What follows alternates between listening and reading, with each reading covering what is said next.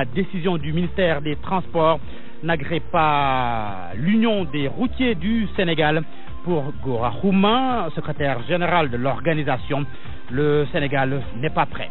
Les événements du 23 juin, 6 ans aujourd'hui, forte mobilisation contre l'élection simultanée d'un président et d'un vice-président, amnésie ou démission, l'esprit du 23 juin bat de l'aile. L'actualité hors du Sénégal, la page inter, les titres, Sokhna Natambay, bonjour. Bonjour Georges Déthié Diop. Les avocats de Blaise Compaoré pourront désormais représenter leurs clients lors du procès. Le gouvernement a transmis à l'Assemblée nationale un projet de loi sur la haute cour de justice. Le Conseil constitutionnel avait reconnu que des articles sur la loi portant sur le fonctionnement de cette haute cour sont institutionnels. Le Maroc a finalement accepté de recevoir les réfugiés syriens bloqués à la frontière avec l'Algérie. Des ONG de défense des migrants veulent que leur situation soit régularisée. Merci Sokhna Natambay. Bienvenue cher Tidiane Diagne. Merci à vous Georges. Qu'est-ce qu'il y a au menu de la page des sports? Africa Gold Cup, il s'agit de la Coupe d'Afrique de rugby de première division. Le Sénégal se lance dans la bataille. Demain, les Lions vont accueillir le Zimbabwe. Vous entendrez un des joueurs de l'équipe dans ce journal. Fatick, la 53e édition du Grand Prix du chef de l'État des courses hippiques y est prévue le 16 juillet prochain. Notez qu'un CRD a été organisé pour préparer l'événement. Et puis nous allons parler football avec la Sonacos de Diourbel qui est mathématiquement en Ligue 1 de foot l'année prochaine, avec un goal différence largement en sa faveur, plus c'est tout de même du côté de Dakar, plutôt de la Sonacos, on se voit encore prudent. Vous entendrez l'entraîneur Djibi Fall dans ce journal. À suivre la chronique du jour, la chronique de Mahmoudi Ibrakan. Les événements du 23 juin, c'était en 2011, 6 ans aujourd'hui. Que reste-t-il de l'esprit du 23 juin? C'est le débat du jour dans Point de vue. Mamadou Vincent Diop assure la partie technique. Bienvenue à toutes et à tous.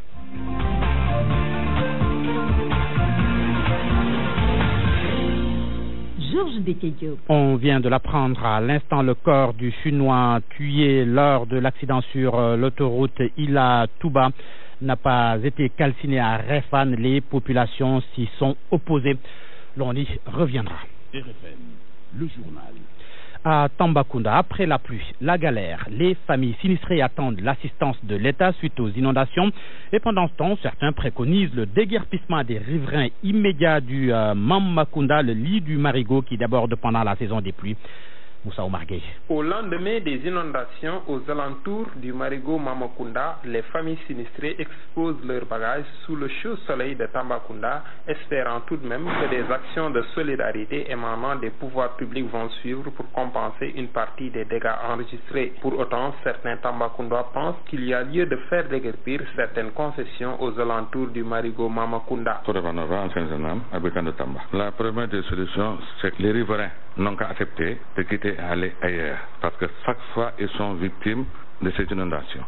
La deuxième chose, c'est le curage profond, c'est aménager ce bras de fleuve qui est depuis très longtemps en train d'en parler. Chaque année presque, nous vivons la même chose qui prend depuis la Falémé et pour terminer sa course dans le fleuve Gambie. C'est celui qui alimente le Sandougou Bolon. C'est vrai que je suis natif de Tamba, mais je n'y pense pas à une solution adéquate. Bon, malgré que l'État a mis le Promoville, on va voir ce que ça va donner. Les familles doivent être assistées. D'autant plus qu'il paraît qu'on les avait dédommagés en 1974. Il y a certains qui sont partis, d'autres ne sont pas partis, mais l'État doit vraiment les assister. Si les populations doivent quitter, bon, non, là, ça, je ne saurais pas le dire, mais je sais que d'après les faits, chaque 4 ans, c'est un phénomène qui se répète. Chaque 4 ans, il y a une inondation. Chaque 4 ans. Oui, mais dans chaque chose, il faut prendre des mesures de sécurité.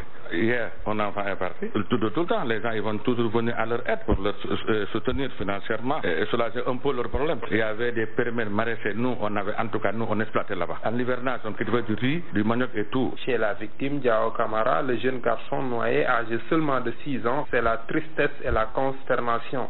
Ses parents s'en remettent à la volonté divine. Moussa Omargué, Tambacounda, Radio Futur Média. À Nioro, le service d'hygiène a lancé une campagne pré-hivernale de lutte contre le paludisme dans le département. La maladie résiste encore dans la zone. Des agents sont mobilisés pour aller à l'assaut des vecteurs de la maladie et c'est pour 20 jours sur le terrain. L'état d'un canal d'évacuation des eaux fâche les habitants de Léona Valda à Rufisque. Ils disent être exposés à des maladies à cause de l'odeur nauséabonde qui se dégage de l'ouvrage, du reste très insalubre. Autre problème évoqué, le difficile accès au cimetière catholique de Rufisque du fait des ordures et des camions frigorifiques stationnés dans les environs.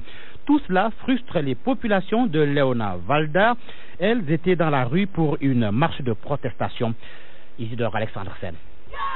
Marche spontanée des populations riveraines de Léona Valda dans la commune de Rufisque-Ouest, le canal d'évacuation des eaux usées et pluviales qui traverse le quartier est dans un état grave selon les manifestants. Saleté et odeurs irrespirables accablent les habitants. On ne peut pas manger, on ne peut pas respirer. Tous nos enfants sont malades. On est malades. Nous respirons ça amèrement. On ne peut pas respirer. Tous nos poumons sont dégradés à cause de ça. Il semble même qu'à Rufisque, il n'y a pas de mer. Personne ne vient à notre secours.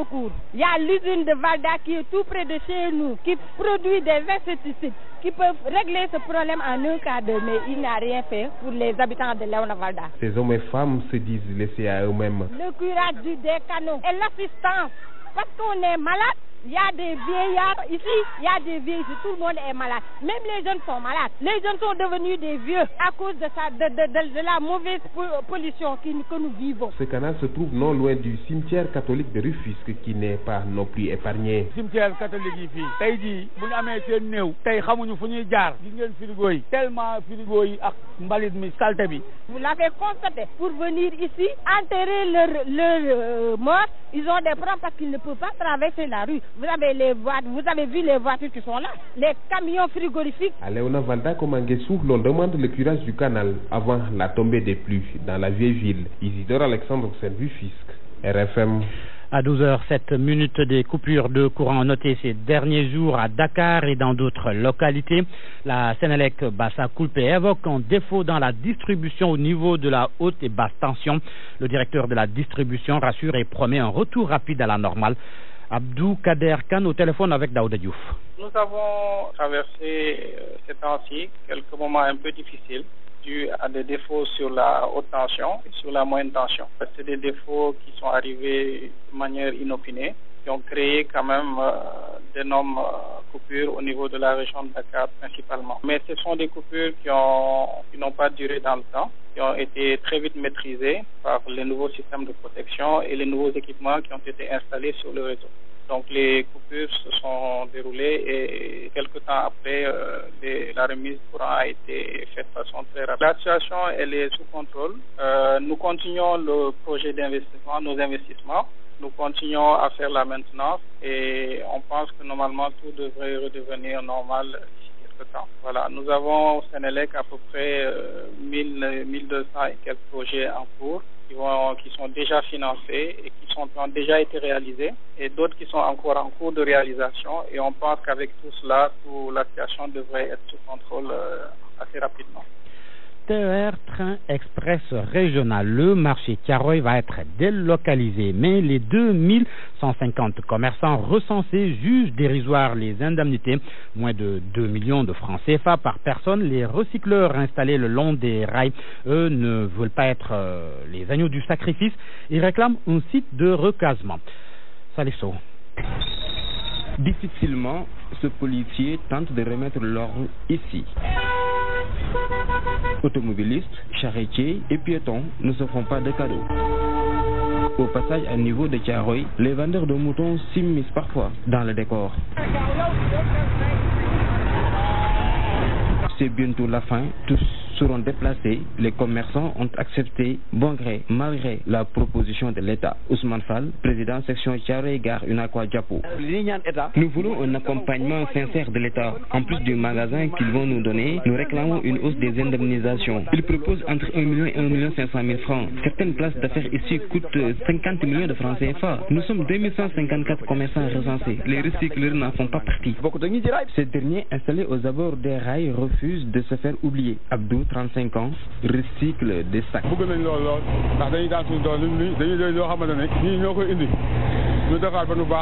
À des dizaines de mètres de lui, les crieurs publics rivalisent d'ardeur sous le chaud soleil.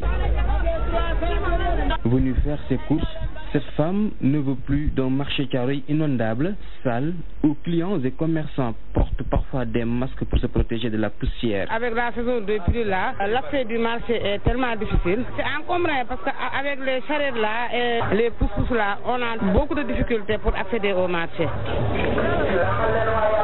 Dans le cadre du projet du TER, Train Express Régional, le déplacement du célèbre marché Thiaroye est imminent. Salif Sow, Thiaroye, Radio Futur Média. Après le transport ferroviaire, venons-en au transport routier. Le démarrage des permis à points au Sénégal, c'est dans 6 mois, mais cette annonce du ministre des Transports, Mansour Elimane Kane, ne fait pas l'unanimité chez les transporteurs. Gora Khouma, secrétaire général de l'Union des routiers du Sénégal, n'est pas d'accord. Pour lui, notre pays n'est pas prêt. Nous sommes vraiment désolés par rapport à la décision du gouvernement sur ce point, sur cette question. Le permis à point, toutes les décisions ou bien alors nous l'apprenons à travers la presse.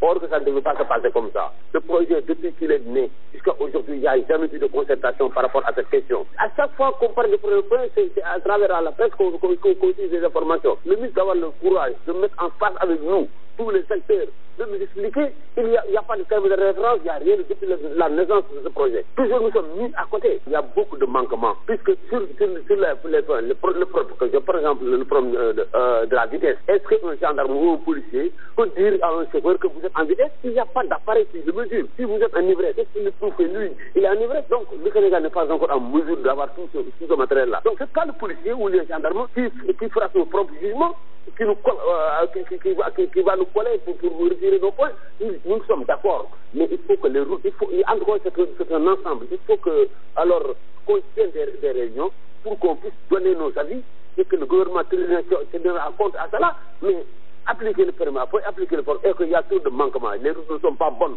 les routes sont étroites, le parc est petit. La délivrance des permis de conduire, c'est n'importe comment. Et on veut nous décider encore de permis à point. Ça demande un toilettage sur tous les aspects. Gora Khouma, secrétaire général de l'Union des routiers du Sénégal. Il est interrogé par Barthélémy Ngom, midi 13 minutes. RFM, fréquence de modulation 94.0, la radio en puissance. Cela pourrait expliquer la pénurie d'insuline souvent notée. Le journal Le Témoin, dans sa livraison du jour, évoque un vaste trafic des médicaments frauduleusement exportés vers les pays limitrophes. Le syndicat des pharmaciens privés du Sénégal déclare avoir déjà donné un mot d'ordre. Depuis 2 mois, il est demandé aux officines privées de ne vendre qu'un seul flacon, pas plus, pour arrêter le trafic d'insuline. Awambaye. Face au trafic d'insuline, le syndicat des pharmaciens privés du Sénégal ordonne aux gérants des officines privées de ne pas vendre plus d'un flacon par client. Docteur Hadi Cissé, la présidente. Bon, c'est vrai que les pharmaciens donnaient l'insuline selon la demande, bien sûr, 1 flacon, 2 flacons, mais après on s'est rendu compte que c'était des individus qui ratissaient toutes les officines avec des sacs à dos et qui ramassaient donc les flacons d'insuline, sachant que l'insuline est subventionnée au Sénégal et que ça coûte au moins 1000 francs dans les pays limitrophes. Donc le trafic se faisait ainsi. Et nous avons décidé de donner un mot d'ordre aux pharmaciens d'officine privée de ne libérer qu'un flacon à la fois d'insuline pour essayer de contrôler. Parce que nous ne pouvons pas dire celui-ci est diabétique ou non. Ce n'est pas marqué sur le front. Donc c'est ça le problème. Donc on a décidé de limiter maintenant la sortie des insulines à 1 flacon par vente. L'État du Sénégal a subventionné l'insuline à hauteur de 300 millions de francs CFA par an, donc le coût du flacon ne dépasse pas 1000 francs dans notre pays. C'est la pharmacie nationale d'approvisionnement qui fournit le produit diabétique aux grossistes privés qui, à leur tour, approvisionnent les pharmaciens privés chez qui les trafiquants étrangers pillent les rayons réservés à l'insuline. Il faut donc plus de contrôle et de rigueur dans la vente de ces médicaments injectables indispensables dans la prise en charge des diabétiques, surtout pour les insulinodépendants. Awambaye, les services du commerce n'ont pas chômé depuis le début du Ramadan. Ils ont été à la traque des produits impropres à la consommation, des dattes, du lait, des cuisses de poulet, entre autres. La valeur des saisies est estimée à 205 millions de francs CFA en trafiquants arrêtés. Plus de détails avec Daouda Diouf. Pendant le mois de Ramadan, nombreux sont ces commerçants qui aiment la facilité. Leur rôle consiste à vendre des produits avariés avec des dates de consommation dépassées, mettant en danger la vie des consommateurs. Déterminés à lutter contre le phénomène, les gens du ministère du Commerce ont fait fortune. Ousmane Baye, directeur du commerce intérieur. Vous savez que le mois de Ramadan est une période de très forte demande, donc propice à l'écoulement de produits non conformes. Et fort de cela, et en lien aussi avec les directives que nous avons reçues de M. le Président de la République à l'issue du Conseil des ministres du 6 juin, nous avons renforcé le dispositif qui est aujourd'hui éparpillé sur l'ensemble du territoire. Alors ce travail nous a permis de retirer du marché d'importantes quantités de produits soit périmés, non conformes ou prohibés. Et les quantités aujourd'hui sont estimées, évaluées à 101 tonnes pour une valeur de 205 millions. En plus de ces amendes infligées à ces commerçants tueurs, la direction du commerce intérieur a réussi à mettre la main sur un commerçant qui trafiquait les bonbons de gaz en réduisant la quantité. Ce fauteur envoyé devant le juge a été condamné hier à 3 mois d'emprisonnement ferme. La direction du commerce est déterminée à continuer la lutte pour mettre hors d'état de nuire ces commerçants qui accélèrent la mort des consommateurs. Sur RFM au moins, on a des informations sûres et utiles. RFM, la radio de toute l'actualité. Le 23 juin, le jour où ça a failli basculer, c'était en 2011. Forte mobilisation, fort mouvement de contestation à Dakar et partout ailleurs, en cause l'examen à l'Assemblée nationale d'un projet de loi instituant l'élection simultanée au suffrage universel direct d'un président et d'un vice-président. Mais c'était sans compter avec l'opposition d'alors et les mouvements de la société civile. Leur détermination a fait fléchir le régime de Abdoulaye Wade, a eu raison du fameux quart bloquant, une révolution citoyenne. Mais 6 ans aujourd'hui, que reste-t-il de l'esprit du 23 juin?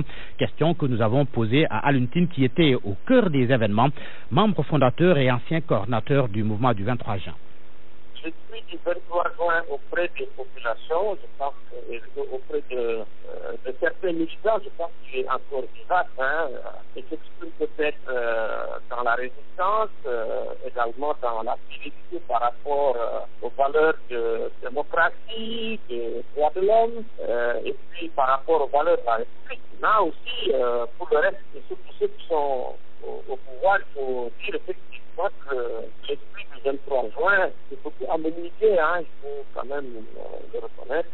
Il y a des gens qui ne se reconnaissent pas effectivement dans ce qui se passe. Donc, il y a des efforts à faire dans le cadre justement de la crise de représentation démocratique que nous traversons. Ça traverse aujourd'hui surtout par 47 listes à l'administration, ça mérite la réflexion.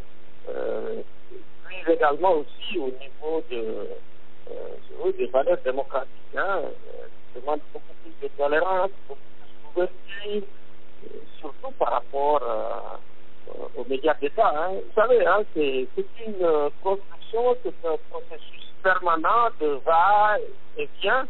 Il me semble effectivement que c'est dans la résistance par rapport à l'incarnation de ces idées, par rapport à la critique, par rapport au débat démocratique global entre toutes les entités, vraiment que nous arriverons à maintenir vivante, je dirais, la flamme de l'idéal du 23 juin. Liaison téléphonique quelque peu exécrable à une joint à Ouagadougou au Burkina Faso. Le directeur d'Amnesty International pour l'Afrique de l'Ouest et du Centre rencontre l'envoyé spécial des Nations Unies, l'ancien président Michel Kafando, rencontre sur la situation au Burundi. Le 23 juin l'année dernière, dans la nuit du 23 au 24, Karim Wade a été libéré après une grâce présidentielle. Karim Wade conduit directement au Qatar après sa libération. L'ancien ministre et fils de Abdoulaye Wade a été reconnu coupable d'enrichissement illicite. Midi, 19 minutes. RFM. L'actualité internationale. Bienvenue sur Nana Tambaye. Merci Georges Dekedio. Direction d'abord le Burkina Faso. Un projet de loi sur la Haute Cour de justice a été transmis à l'Assemblée nationale. C'est suite à la décision du Conseil constitutionnel qui a reconnu que des articles sur la loi portant sur le fonctionnement de cette haute cour sont inconstitutionnels. Le projet de loi devra aussi permettre aux avocats de représenter leurs clients et cela tombe bien pour Blaise Compaoré et ses anciens ministres. Daoud Diouf. Selon le ministre de la Justice du Burkina Faso, ce projet de loi prévoit que lorsqu'un accusé ne peut pas être présent à l'audience pour des raisons bien motivées, on pourra le juger à son absence, mais il faut se faire représenter par son avocat. Ce qui veut dire que Blaise Compaoré et les membres de son dernier gouvernement poursuivis dans le cadre des tueries des journées insurrectionnelles de fin octobre 2014 pourront être jugés par la Haute Cour de justice du Burkina Faso. La semaine dernière, le Conseil constitutionnel avait contraint la Haute Cour de justice à s'asseoir au procès en attendant un toilettage de ces textes jugés inconstitutionnels. Le ministre de la Justice, René Bagoro, a rassuré que le projet de loi va renforcer les garanties de la défense pour permettre que les décisions qui vont sortir puissent être conformes aux standards internationaux. À côté, en Côte d'Ivoire, le fils de Laurent Gbagbo devant le juge ce vendredi. Michel Gbagbo, Georges est poursuivi pour divulgation de fausses nouvelles. Il avait évoqué la disparition de prisonniers politiques dans le pays. Le parquet parle de déclarations mensongères. Sodekam. Michel Gbagbo sera jugé en même temps que le directeur général du site d'information Kouassi.com, Laurent Despa. Les deux hommes avaient été inculpés le 26 mai 2016, mais laissés en liberté par le procureur d'Abidjan, Richard Ado, à la suite d'une interview accordée au site d'information en ligne Kouassi.com, publié le 2 mai. Dans cet entretien, Michel Gbagbo déclarait qu'à la date du 30 mars 2016, 250 personnes étaient encore détenues dans les prisons ivoiriennes et que 300 personnes inculpées et placées sous mandat de dépôt depuis 2011 sont portées disparues. Le parquet informe qu'il n'a été saisi d'aucun cas de disparition d'inculpés. De la crise post-électorale avait réagi Richard Ado, critiquant les déclarations sans fondement et mensongères de Michel Gbagbo. Le fils de l'ex-président Gbagbo avait été condamné le 10 mars 2015 à 5 ans d'emprisonnement pour attentat à la sûreté de l'État. Simon Gbagbo, épouse de l'ancien président Laurent Gbagbo, purge, elle, une peine de 20 ans dans cette même affaire, après avoir été jugée pour son rôle dans la crise causée par le refus de son mari de reconnaître la victoire d'Alassane Ouattara à la présidentielle de novembre 2010. L'actu inter, le Bénin, l'opposition a marché hier jeudi contre la gestion de Patrice Talon. Des centaines de personnes qui ont répondu à l'appel du Front pour le sursaut patriotique, un regroupement de syndicats, de partis politiques d'opposition et de mouvements de la société civile. Selon l'un des organisateurs de la marche, le peuple veut dire au président qu'il a faim et que sa gouvernance déçoit. Pourtant, la veille de la manifestation, le préfet de Cotonou l'avait interdite, mais par la suite, Patrice Talon a réclamé l'annulation de l'arrêté. Au Gabon, les analystes de la Cour pénale internationale bouclent leur mission ce vendredi. Durant les 2 jours, ils ont rencontré les membres du gouvernement, des opposants, la société civile, le procureur de la République et des diplomates en poste au Gabon. Selon le chef de la mission, le bilan est très positif. La mission s'est déroulée sans aucune restriction, sans aucune entrave. Il n'a toujours pas été dit si une enquête sera ouverte ou pas sur des éventuels cas de crimes contre l'humanité. Le Maroc, au Maroc, donc situation des réfugiés syriens à la frontière entre le Maroc et l'Algérie. Des associations saluent la décision des autorités. Le royaume chérifien a accepté de recevoir les 28 réfugiés syriens qui étaient bloqués depuis le mois d'avril à la frontière entre les deux pays. Parmi ces ONG de défense des droits de migrants, une demande à Rabat de régulariser ces Syriens qui fuient la guerre civile. La correspondance de Khadim Baye. Ouf de soulagement pour les 28 réfugiés syriens bloqués à la frontière entre le Maroc et l'Algérie depuis le mois d'avril. Ce mardi, les autorités marocaines qui avaient refusé de prendre en charge ces 13 familles sont finalement revenues sur leur décision. Un geste qui ravit le groupe antiraciste de défense et d'accompagnement des étrangers migrants au Maroc. Oui, le GADEM se réjouit de cette décision basée sur l'humanitaire, sur la situation désastreuse que vivaient ces personnes depuis plus de 60 jours à la frontière algéro-marocaine. Cette décision a tardé à venir parce que le gouvernement n'a pas su. Le gouvernement marocain prend les devants et travailler pour pouvoir réussir à régler cette situation. Il a fallu que Sa Majesté intervienne et nous sommes très heureux de cela. Pour Mehdi Aloua, membre fondateur de l'association Le GADEM, un accueil chaleureux c'est bien, mais une intégration c'est encore mieux. Il y a eu plusieurs campagnes et donc il y a une suite à cela. Donc c'est assez logique que le Maroc ait fini par accepter les Syriens bloqués à la frontière. Et c'est logique que ceux aussi qui seront bloqués à la frontière de Oujda puissent bien paraître régularisés. Ce qui est sûr, c'est que le Maroc ne reçoit pas des millions de personnes, ni même des centaines de milliers, mais seulement quelques centaines par an, peut-être quelques milliers. Nous pouvons faire un petit effort. Ces Syriens qui fuient la guerre civile, qui secouent leur pays depuis 2011, sont appelés aujourd'hui, jeudi 22 juin, à s'enregistrer auprès du bureau marocain du Haut Commissariat des Nations Unies pour les réfugiés à Rabat. Le HCR propose au gouvernement marocain de participer à leur prise en charge. Plus de 3000 Syriens sont déjà arrivés dans le royaume. Khadim Bay, Rabat, Radio Futur Média. Et c'est tout, Nathan? Oui, c'est tout, Georges Diop. Choukran Bidaf, c'est comme ça qu'on dit. Oui, la choukran à la wajid. Merci beaucoup. Parole aux auditeurs. L'actualité, qu'en pensez-vous? Moi, je pense que vous devez. Réagissez dans nos éditions d'information sur l'actualité. Bonjour. Oui, bienvenue sur cette antenne de radio. Du lundi au vendredi, vous avez la parole sur RFM. Point de vue aujourd'hui sur les événements du 23 juin, c'était en 2011, 6 ans aujourd'hui. Que reste-t-il de l'esprit du 23 juin? C'est le débat du jour. RFM. Il s'est bien installé, cher Tidiane Diagne, pour la page des sports, cher Africa Gold Cup, CAN de rugby de... Et c'est le Sénégal qui accueille déjà demain son homologue du Zimbabwe. Ce sera à partir de 15h30 au stade Iba Mar Diop plutôt. Il s'agit donc de ce tournoi qui regroupe les 16 meilleures nations de l'élite continentale et qui va démarrer à compter de ce 24 juin pour se terminer le 5 août prochain. Baba Kountafaï, deuxième ligne sénégalais, évoluant en 4e division française à Malmort. Il est avec Babacar Fall. On vient d'arriver dans ce groupe en fait qui est l'élite du rugby africain. Donc nous on est la petite équipe qui vient de monter, donc on va forcément croiser des équipes qui sont très très fortes. Et on essaie de mettre toutes les chances de notre côté pour pouvoir gagner le plus de matchs possible. Et ça se passe bien avec les locaux, les joueurs locaux? Oui, on a la chance de trouver sur place en fait des joueurs très très intéressants et qui ont vite intégré le collectif. Donc ça aide beaucoup les entraîneurs et tout en fait pour que le groupe soit vraiment homogène en fait. Et vos adversaires, vous les connaissez bien? Pas trop.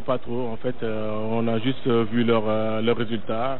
Peut-être l'Ouganda, oui, on les a vus jouer il y a 2 ans chez eux. C'est une belle équipe. Par contre, le Zimbabwe, on les a pas encore joués. Le deuxième match du Sénégal dans ce tournoi, le 1er juillet, toujours à Dakar contre l'Ouganda. Ensuite, les Lions se déplacent en Namibie, au Kenya et en Tunisie, Georges.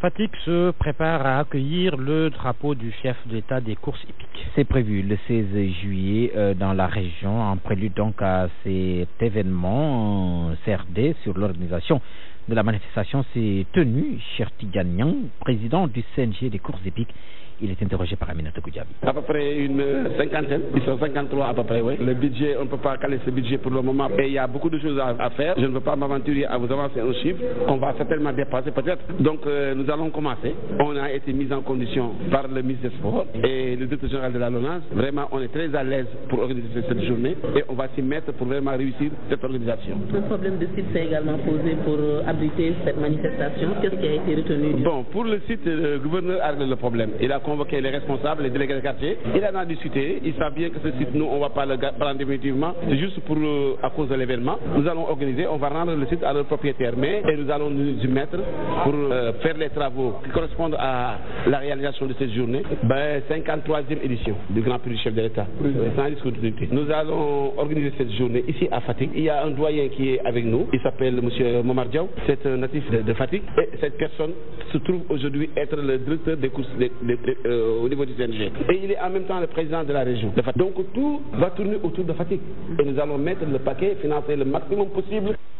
Montée en première division chez Tidiane, on parle football, la Sonacos de Diourbel en pôle pour le second ticket. Presque sûr de retrouver la Ligue 1 avec un goal de différence largement en sa faveur, plus 16 face à son concurrent direct dans la course à la montée. Il s'agit d'AS Pikine, plus 7. Les Huiliers se veulent encore prudents cette dernière journée. Cet après-midi à 17h au stade Alassane Djigo de Pékin, justement, la Sonacos joue le Dakar University Club. AS Pékin, le poursuivant immédiat, se déplace à Saint-Louis contre Ndarguetch. Malgré ces signaux largement en sa faveur, Djibi Fall, le coach de la Sonacos, se veut toujours prudent. Nous l'écoutons au téléphone de Sodakia. Oui, effectivement, aujourd'hui on va jouer sans pression parce que c'est la dernière journée.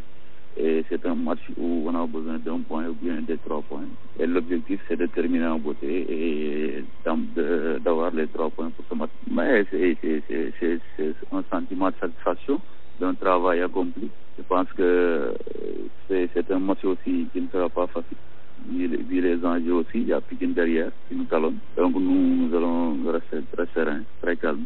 Jouer ce match très relâché. Si on joue ce match très relâché, je pense qu'on va faire un bon match. Et je pense que les joueurs sont conscients de l'enjeu et on s'est préparé pour vraiment aborder le match dans d'excellentes conditions. Mais personnellement, un sentiment de satisfaction. Je suis un jeune entraîneur. Donc cela veut dire que le chemin reste encore. Et c'est un sentiment de satisfaction et d'un travail également bien accompli. Et je remercie au passage mes formateurs. Et je pense que cette saison, s'il peut être à Dieu, nous allons tout faire maintenant pour remonter aussi la Sonacos en Ligue 1. Mais aujourd'hui, je suis très satisfait du travail déjà accompli à la Sonacos. Notez que l'autre ticket pour la montée a été gagné par l'équipe de Dakar Sacré-Cœur qui pourrait être en tout cas accompagné par la Sonacos de Diourbel qui est en tout cas en pole position pour s'octroyer le second ticket pour la montée. Notez que toutes les rencontres se déroulent à partir de 17h pour éviter tout calcul. Georges. DC qui ne veut pas que donc ticket. Dakar Sacré-Cœur veut le titre, justement. Merci, cher. RFM, la chronique du jour. Un candidat aux législatives, tête de liste, qui risque de ne pas battre campagne, à moins que... Alors, Mahmoud Ibrakan, il s'agit de Khalifa Sall, un homme politique en prison, et ça fait débat. Ce n'est pas une première qu'un homme politique est emprisonné au Sénégal. C'est une des choses les mieux partagées chez les politiciens. Un ancien ministre des plus sérieux et qui sait de quoi il parle lance dans une boutade: si je devrais créer un parti, c'est pour traquer les voleurs. Fermons la petite parenthèse. En revanche, si le maire de Dakar ne recouvre pas la liberté avant le 9 juillet prochain, jour du démarrage officiel de la campagne électorale pour les législatives du 30 juillet, ce sera une grande première. Un candidat à la députation doublé de tête de liste d'une coalition battant campagne depuis une cellule de prison, ce n'est pas encore arrivé. Tel que se présentent les choses, Khalifa Sall risque d'en être l'inaugurateur. Les faits à lui reprocher peuvent être diversement appréciés et la justice dira s'il est coupable ou innocent. Mais le constat est là et il n'est pas trop à l'honneur du pouvoir. Le ministre de la Justice a été inspiré de préciser devant la législature finissante que le premier magistrat de la capitale jouit de ses droits au même titre que les autres candidats au nom du principe de la présomption d'innocence. Cette précision du garde des Sceaux, qui a valeur de rappel d'un principe, incline finalement à penser que la détention provisoire du maire de Dakar n'était pas nécessaire. Dans son acception première, la détention provisoire est, comme son nom l'indique en langage accessible au commun des mortels, une mesure de détention qui doit être exceptionnelle, visant à emprisonner une personne mise en examen dans l'attente de son procès. La mise en examen correspondant chez nous à l'inculpation. C'est justement dans le mot inculpation que le bas blesse.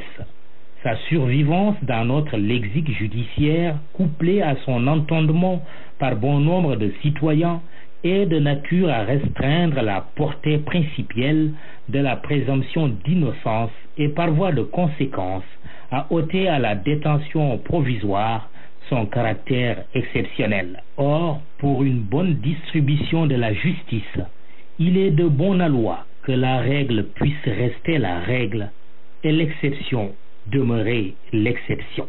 En relation avec la procédure visant le maire Khalifa Sall, sa mise en liberté au moment de son inculpation n'aurait été en rien préjudiciable à la manifestation de la vérité, si seulement l'objectif visé était et demeure de faire la lumière sur l'utilisation de la caisse d'avance de la mairie de Dakar durant la période retenue par le procureur de la République, maître de l'opportunité des poursuites, lui-même se fondant sur un rapport de l'IGE. Il est difficile depuis le début de convaincre de l'innocence de la procédure ayant abouti à l'incarcération du maire Sall, tant sa coïncidence avec le calendrier électoral est troublante. L'arme utilisée contre l'adversaire politique n'est pas loin d'être non conventionnelle. Le temps de la justice semble s'être confondu avec le temps de la politique. Et Mamadou, qu'en est-il du camp présidentiel? Georges, pour le pouvoir, la neutralisation de l'adversaire présenté à tort ou à raison comme étant la plus grande menace en valait manifestement la confusion de temps et de rôle. Confusion très tentante pour un régime qui fait face à un double enjeu: remporter la majorité des sièges de l'Assemblée nationale et cerise sur le gâteau d'une éventuelle victoire, arracher au maire Khalifa Sall ce qui lui est le plus cher: Dakar, épreuve reine des Olympiades du 30 juillet. Une victoire à la Pyrrhus, pourrait-on s'écrier. Qu'à cela ne tienne, pourrait-on répliquer. L'essentiel serait dans la conséquence immédiate et désastreuse d'une défaite pour le socialiste en rupture avec son parti, battu électoralement, éliminé politiquement et peut-être condamné judiciairement. Inversement, c'est un jeu hautement risqué pour le pouvoir en cas d'échec de sa tentative de reprise de la capitale. Une défaite serait synonyme pour lui de camouflet mémorable et de victoire historique pour le maire de Dakar, Khalifa Sall. Battre un régime en place qui l'a contraint à battre campagne en prison. Ce serait un record olympique, électoral absolu. Dans ce cas de figure, il sera difficile, voire impossible, de le maintenir encore longtemps en détention. Un tel scénario serait des plus souriants pour la tête de liste de la coalition Manko Tahaou Sénégal. Si de célèbres détenus sont passés de la prison au palais, lui, Khalifa Sall, aurait déjà le palais en prison. Une première mondiale. D'un tel scénario, on est encore loin. Question à 1000 balles. Si un maire en prison peut décaisser de l'argent pour les nécessités de sa ville, comme l'a annoncé un de ses colistiers, comment couvrir la campagne électorale d'un candidat en détention? Tout est de savoir, déjà qu'ont commencé les critiques venant de la tête de liste de la majorité sortante Benno contre sa gestion, si Khalifa Sall aura droit à un temps d'antenne à compter du 9 juillet. Merci Mamadou et rendez-vous vendredi prochain. RFM, la presse du jour. Ce programme vous est proposé par Emirates. La revue de presse de Barthélémy Ngom, bonjour. Bonjour. Début de l'hivernage, 94 mm enregistrés dans la ville de Tambacounda, 150 à Boïguel. L'observateur parle d'une pluie de dégâts. Un élève de 10 ans emporté par les flots, des maisons englouties, ce qui a plongé les populations dans un désarroi indescriptible. Tamba noyé dès sa première pluie, soupire le quotidien. Plusieurs familles se sont vite retrouvées sans abri, embraye l'observateur qui précise que des mesures urgentes s'imposent car l'hivernage vient juste de débuter. Ce qui, en termes clairs, veut dire que les populations de la capitale orientale sont déjà dominé par la hantise des inondations. Au même moment, le Soleil nous apprend que l'État va débourser plus de 2 milliards CFA cette année pour faire face aux inondations. L'annonce a été faite hier lors d'un conseil interministériel consacré aux inondations selon l'astre de Anne. Kabir Mbodj, lui, consacre son temps à une séance d'explication avec les journalistes. Le PDG de Wari a organisé une conférence de presse hier, ce qui, selon l'observateur, n'est pas fréquent. Kabirou parle peu ou alors on l'entend peu. Mais cette fois-ci, note l'Obs, le PDG de Wari était obligé de prendre lui-même la parole pour éclairer la lanterne des Sénégalais sur son inculpation par le juge du deuxième cabinet. Le quotidien ironise, Kabirou, Wari, c'est vérité. À la page 3 de l'Observateur, le PDG de Wari déclare que cette affaire n'est qu'un acte de plus dans l'acharnement qu'il subit depuis qu'il a attrapé la lumière. C'est une cabale orchestrée par des individus mal intentionnés contre ma personne, se lâche-t-il. Et il précise dans le quotidien que cette procédure date de 2012. Un autre Sénégalais qui livre ses vérités sur un autre sujet, Mbagnick Ndiaye, le ministre de la Communication. Il évoque la situation de la presse au Sénégal dans les colonnes d'enquête. C'est aux journalistes de se battre pour donner plus de crédibilité à leur corporation d'Mbagnick Ndiaye, qui se félicite par ailleurs que le code de la presse soit adopté après 17 années de tentatives d'élaboration. Mbagnick annonce à tout le monde qu'il était pigiste au quotidien Le Soleil pendant plusieurs années. Il signait sous le pseudonyme Mam Ndiaye. Khoudjambaï, toute griffe d'or, signe ses vérités dans les Échos. Madame le ministre, qui a accordé un entretien au journal, évoque plusieurs sujets.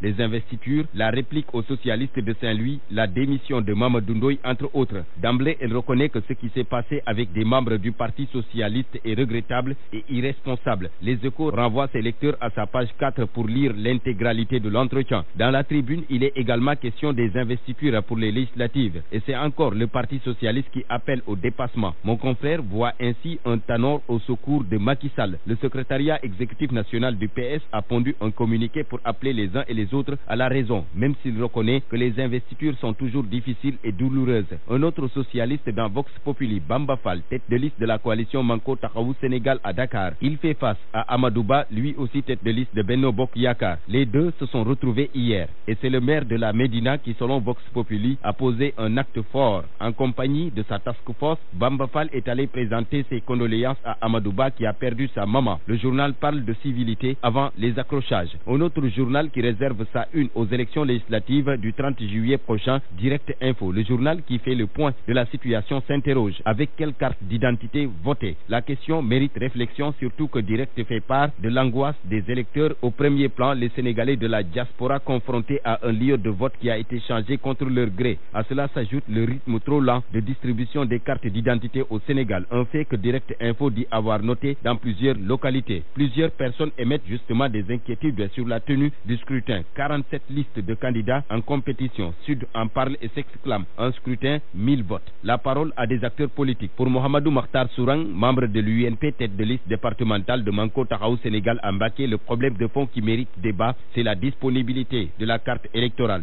Mamadou Diop Decroix, membre de la coalition gagnante Ouattou Sénégal, lui, demande au régime de retirer toutes les listes qu'il a sponsorisées. Benoît Sambou, chargé des élections à l'APR, par ailleurs plénipotentiaire de Benno Bokk Yakaar, répond: pour lui, le vote va se dérouler dans de bonnes conditions parce que, précise-t-il, même si l'électeur doit prendre toutes les listes, il ne passera pas plus de 3 voire 4 minutes dans les bureaux de vote, si bien sûr les choses sont bien organisées. Dans tous les cas, Rewmi Quotidien se veut clair, ces législatives sont mal engagées. Rewmi indexe entre autres une refonte tardive du fichier électoral, l'hivernage qui s'annonce et la pléthore de listes. Le quotidien Le Soleil liste de son côté les retombées de la visite de Macky Sall à Saint-Louis, du matériel et de l'argent aux pêcheurs, plus d'1 milliard aux 629 familles rapatriées de la Mauritanie, 461 moteurs hors bord d'un coût de 770 millions de francs CFA distribués. La santé publique mal en point. Le Témoin fait part d'un vaste trafic d'insuline à Dakar, des médicaments frauduleusement exportés vers les pays limitrophes. Il s'agit pour la plupart, selon Le Témoin, des médicaments antidiabétiques subventionnés par l'État. Les produits achetés à 990 francs l'unité à Dakar sont revendus à 3500 francs dans certains pays limitrophes, ce qui est une criminalité pharmaceutique au Sénégal, selon Le Témoin. Bonne lecture. Ce programme vous a été proposé par Emirates. Point de vue. Regard croisé sur l'actualité du jour. Que reste-t-il de l'esprit du 23 juin? Avec nous, Moussassi, maire des Parcelles Assainies, ancien député, acteur du M23, qui a vécu les événements de l'intérieur de l'hémicycle. Moussassi, bonjour. Oui, bonjour. Avec vous, nous avons Youssou Touré, secrétaire d'État à l'alphabétisation, membre de l'APR, l'Alliance pour la République. Bonjour Youssou Touré. Bonjour Georges. Alors, vous étiez à la place de l'Obélisque, j'imagine, le 23 juin 2011. Que reste-t-il, selon vous, pas du M23, mais de l'esprit du 23 juin avec cette forte mobilisation contre un changement d'un aspect de la Constitution? Je vous remercie. Vous savez, le 23 juin, quand même, a été un moment très fort dans la vie de ce pays. Véritablement, je crois que les Sénégalais se sont dressés contre l'arbitraire, mais en fin de compte, c'est l'ensemble du peuple sénégalais qui a remporté la victoire, qui a gagné. Même ceux qui étaient au pouvoir à l'époque, le président Abdoulaye Wade et n'est-ce pas, ses camarades, quand même ont été très sportifs. Ils ont su véritablement comprendre que ce pays appartient à tous ses fils et que de ce point de vue-là, le mérite, certes, revient à ceux qui ont initié ce combat, mais ce qu'on avait en face de nous aussi, véritablement, le président Abdoulaye Wade et ses camarades du PDS, n'ont pas démérité. C'est la marche d'une nation qui est ainsi faite. Il faut qu'on apprenne véritablement, nous l'avons toujours dit, il nous faut certes un pouvoir très fort, mais il nous faut aussi une opposition tout aussi forte. Donc le 23 juin a été un moment très fort d'agitation et de propagande, a été un moment très fort pour renforcer véritablement la démocratie dans ce pays. Mais seulement le problème qui se pose, c'est que ces acteurs du 23 juin sont, comme qui dirait, amnésiques. Les problèmes demeurent, mais ils semblent mettre tout de côté. Mais les problèmes ne demeurent pas. Les problèmes ne demeurent pas. Il y aura toujours des problèmes. On sera toujours confronté à des difficultés. Vous savez, on l'a toujours dit, on ne peut pas transformer ce pays en paradis. Nous sommes une société humaine, c'est normal. Mais les convictions des uns et des autres doivent demeurer. Les convictions demeurent, les convictions sont toujours là. Ce qui était à l'origine du 23 juin, dénommé après M23, ce qui était à l'origine de ce combat, c'était évidemment la non-observation des règles démocratiques. On a foulé au pied, n'est-ce pas, la gestion démocratique de ce pays. Il était normal donc véritablement que nous tous nous levions pour dire non, pour dire halte à la dévolution monarchique, parce qu'en fait c'était ça l'objectif. On voulait faire passer le fils, excusez-moi, je ne voudrais même pas parler de lui, du président de la République, du président de la République Abdoulaye Wade. Les Sénégalais ont dit non, il faut que l'exercice démocratique puisse s'exercer dans les normes. Nous sommes un pays majeur. Nous sommes une démocratie aujourd'hui qui a fait ses preuves. Donc de ce point de vue, c'est vrai que c'est un souvenir. Le M23, on aurait pu quand même, le M23 est là, dans tous les cas, dans nos têtes, et on essaie de faire en sorte que tout ce que nous avions dénoncé à l'époque, nous essayons de combattre, en tout cas, ce qui n'entre pas dans le cadre de la bonne gouvernance et de la prise en charge des préoccupations des Sénégalaises et des Sénégalais. On revient à vous dans un instant. Youssou Touré, Moussassi, maire des Parcelles Assainies, ancien député. Y a-t-il matière, selon vous, à revivre cet élan du 23 juin au regard de ce que l'on vit aujourd'hui? Merci, je voudrais simplement dire que saluer d'abord Monsieur le secrétaire d'État, M. Youssou Touré, et tous vos auditeurs, et dire ce qui est important par rapport à tout ce qui a été fait pour le 23 juin, pendant le 23 juin. Aujourd'hui, je vous donne un exemple patent. Si vous regardez ce fichier électoral qui est en train d'être élaboré, aujourd'hui, un fichier électoral calamiteux. Donc, tous les membres du M23 ne devaient jamais accepter dans ce pays-là que la discussion sur le fichier électoral soit faite de manière solitaire par le pouvoir en place, sans associer les différents acteurs, et qu'aujourd'hui qu'on arrive à un mois presque des élections, le pouvoir est incapable de mettre à la disposition des Sénégalais leur carte d'identité, soi-disant biométrique. Cela pose un problème par rapport aux acquis du 23 juin, par rapport au M23, dont la majeure partie des membres aujourd'hui ont rejoint le pouvoir, sont dans la gestion quotidienne du pouvoir, donc un M23 disloqué. Je pense qu'à part Abdourahmane Sow et Djoursar que je vois s'activer, je ne vois pas d'autres membres. Tous les autres aujourd'hui sont en train de gérer le pouvoir, comme on le dit, hein, ils en ont aussi le droit. Mais ce qui est important, le 23 juin, c'est un acquis important dans la démocratie du Sénégal. Donc ça doit être toujours un baromètre, mais aussi un levier d'alerte, mais aussi de mise en garde par rapport au pouvoir, pour dire qu'il ne faut pas dépasser les limites, parce que le 23 juin, c'était des limites qui ont été dépassées par notre pouvoir, par le président de la République Abdoulaye Wade, et le peuple s'est soulevé. Maintenant, il faut le dire, il y a beaucoup de problèmes. L'État actuel, le président en premier, a fait voter à l'Assemblée plusieurs lois de manière solitaire, en procédure d'urgence à chaque fois de besoin. Et je pense que c'était la loi sur l'acte 3, la loi sur la révision des impôts, etc. Toutes ces lois-là ont été passées à l'Assemblée nationale sans qu'il y ait un consensus, sans qu'il y ait une discussion même des acteurs. Et la dernière en date, c'est ce fichier électoral qui est là, que personne ne comprend. Mais où sont ces acteurs? Vous imputez la situation au seul fait que la plupart aient rejoint le camp présidentiel. Est-ce que c'est la seule explication?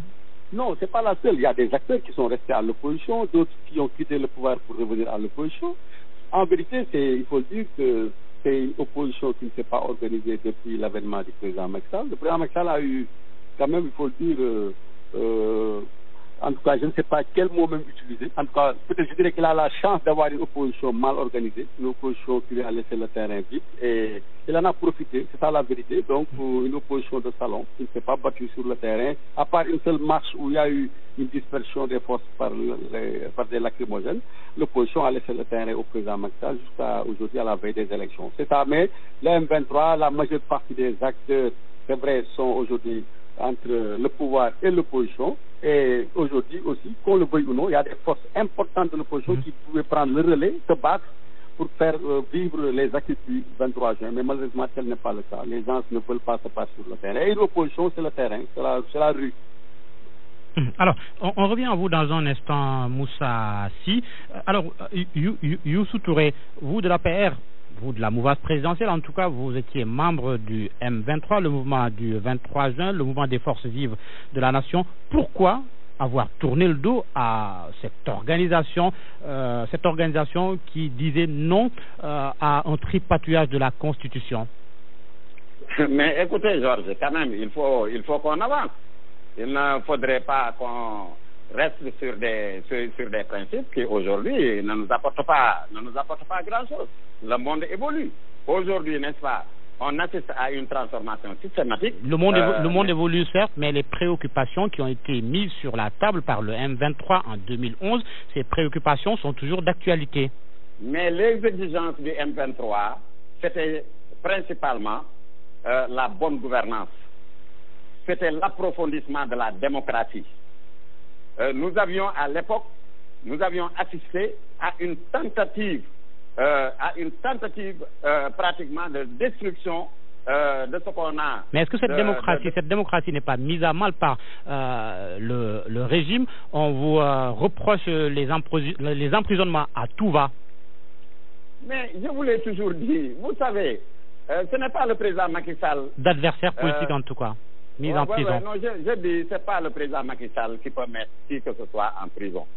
Nous, tous ceux qui sont en prison, nous pensons à eux, n'est-ce pas? Donc nous n'allons pas entrer dans ce débat, parce que quand même la séparation des pouvoirs est devenue une réalité dans ce pays. Donc de ce point de vue, moi je crois qu'il faut tout simplement approfondir le dialogue social, approfondir davantage le dialogue politique. Il faut que nous, Sénégalais, que nous apprenions à nous parler, qu'on discute, qu'on échange. On ne veut voir personne, et le président de la République, Macky Sall, en tête, le président Macky Sall ne veut voir personne en prison. Merci Youssou Touré. On est rattrapé par le temps. La parole à Moussa Sy, maire des Parcelles Assainies. Moussa Sy, comment faire pour que cette opposition réussisse à rallumer la flamme? Bon, écoutez, nous sommes à quelques jours des élections législatives. Je pense que ce sera déjà le départ d'un nouveau système, en tout cas d'un nouveau rapport de force, je voudrais dire, entre l'opposition et le pouvoir. C'est au sortir des élections du 30 juillet qu'il y aura vraiment une lecture claire et une visibilité, je pense, par rapport aux forces politiques en présence, par rapport à leur pouvoir, par rapport à leur force. Et à partir de là, on saura qui est qui. Et comme vous le savez, on aura en ligne de mire dans moins d'un an après, c'est la présidentielle de 2019. Et là, on saura qui doit être du pouvoir, qui doit être de l'opposition, et qui pèse quoi, qui fait quoi. Et à partir de là, je pense qu'on pourra parler d'un nouveau groupe, ou bien d'une nouvelle force, d'une nouvelle organisation de l'opposition qui va prendre quand même par rapport aux acquis du 23 juin. Le flambeau. C'est important, le flambeau. Comme vous l'avez dit tout à l'heure, tous ces emprisonnements d'adversaires politiques qui ne disent pas leur nom, tout ça devrait être aujourd'hui, en tout cas, des motifs de bataille, des motifs de lutte des forces de l'opposition. Mais en dehors de quelques trois activités, tout le monde s'est lassé et tout le monde a levé le pied. Et ça, c'est extrêmement grave pour une démocratie. Merci Moussa Sy, merci à Youssou Touré. C'était Point de vue à 12h54. C'est la fin de cette édition. Merci à Mamadou Vincent Diop qui en a assuré la partie technique. Merci à vous également de nous avoir suivis.